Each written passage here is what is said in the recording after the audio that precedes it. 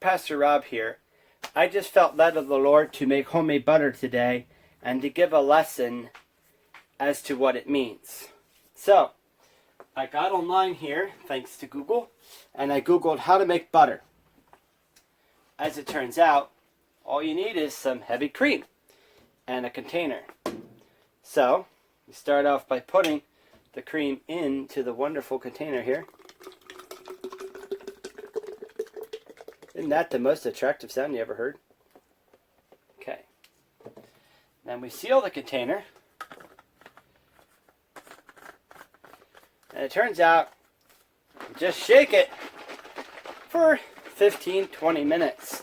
Now obviously I'm not going to sit here and make you watch me shake this container for 15 minutes because, well, quite frankly, that would be kind of boring. So I'll see you guys in about 15 minutes.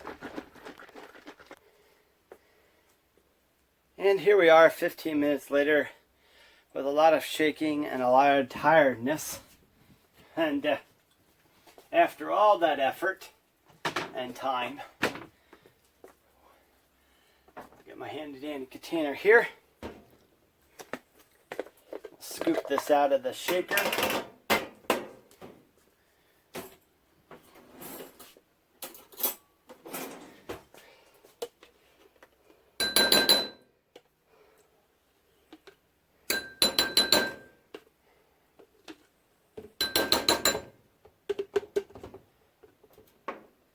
And more or less have butter. So that's how you make homemade butter. Heavy cream and a whole heck of a lot of shaking.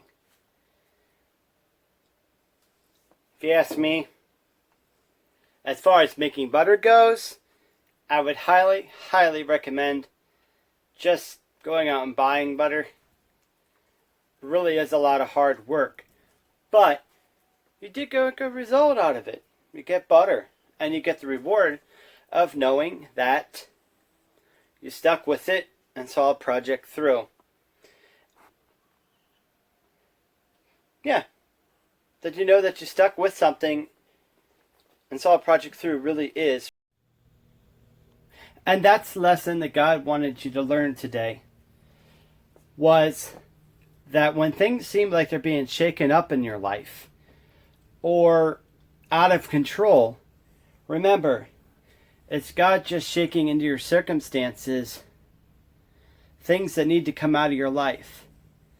Now, what I forgot to record is that you do strain some of the extra water out. So, in the process of shaking things up, God is breaking loose some things in your life that don't need to be there, so that